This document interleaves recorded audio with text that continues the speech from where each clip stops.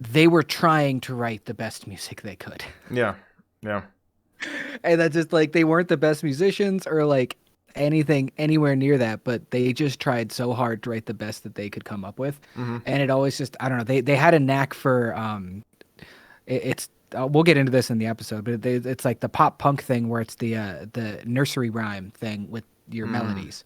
Yeah. They were really fucking good at keeping that rolling so it didn't sound too cheesy because you don't really listen to a lot of Blink-182 songs and think like, oh, this just sounds kind of like this, and this sounds like this, or this reminds me of this. But like, my buddy had a party trick where he would play a bunch of Blink 182 songs drop to the same key because it's the same fucking chords. They just kind of alter the melody underneath it. Like, they really, like, all their songs are really the same couple of chord progressions. Like, at least until their self titled album when they got a little bit more experimental. But the first sets of albums, like, it's very, very basic songwriting, but they tried so fucking hard. Like they were really trying to write the best that they could. Yeah. And I don't know, it just came off like not adorable, but just genuine. You know what I Yeah. mean? Which is kind of what punk rock is about. You know, because a lot of people didn't think that that was punk rock. So it was that pop punk thing. But like Yeah. what punk rock was about was bringing music to the people. It was about everybody, even if you aren't like some super talented musician. The point of punk rock is anybody could do it and anybody could get into it. And they Hmm. did that exact thing. Yeah. No, They I were just doing the best with what ability they had. yeah. No, I mean like I feel like with like just the band within itself, like it's I feel like everybody kind of knows Blink-182. Oh, I froze. Yeah. Good one too. Yeah.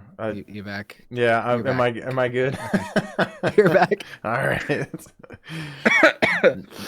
But I feel like with Blink 182, it's like I don't want to compare them to what is it? It's what is the band? Oh, what's the band that I want to be a rock star? Ramones? No. Oh no. Nickelback? Nickel. I don't want to compare the two, but I That's some. You're in some dangerous territory, my friend. just hear me out. Just hear me out on this one. Okay. So like with Nickelback, like I feel like no like there's a song that like everybody like kind of likes or like will like hum or just be like Oh you yeah. know what I mean? Hmm. And I feel like Blink They're 180 earworms. yes, and I feel like Blink Hmm. 182 kind of has that with like what is it uh all the There's a small lot of them. things. Yeah, Small things. yeah, Yeah, like that's it. yeah. I saw an interview with Tom DeLonge recently, actually, where he was talking about that song, and he's just like, "God, I sound like I'm 14." Well, yeah, he made it what It's true. it's in the like 90s, right? Like that was a 90s song. That was 2000, and That it was a weird album because the first one where they got like a professional, like real producer. Like I forget the guy's name, but he did a bunch of big acts from that time, like okay. Simple Plan type stuff, like that kind of bands. Like Yeah. he was in that kind of era of hyper produced like pop punk music, and and you could tell from the way it's recorded versus their last album because I actually prefer the mixing and the sound quality from Dude Ranch, the album before. Mm. But Enema of the State is the album with all the small things. They threw it together with a bunch of old songs with a new drummer because Travis Barker like wrote and recorded those in a couple of days because that's where he joined the band. Oh, And okay.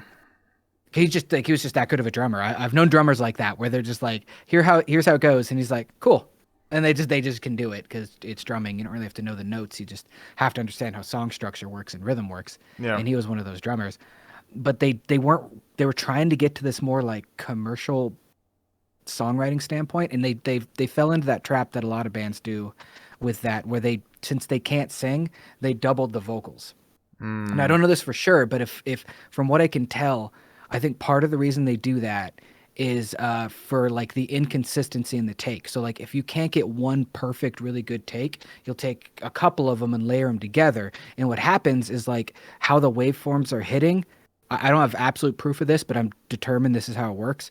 Like the way the waveforms kind of interact, your brain does that thing where it starts to correct it because it's hearing all of the different elements of what it should be. Oh, So your okay. brain is able to make it kind of that chorusy like vocal lead. Like listen back to that album, Men in the State. He doubles like there's never one voice ever singing really. It's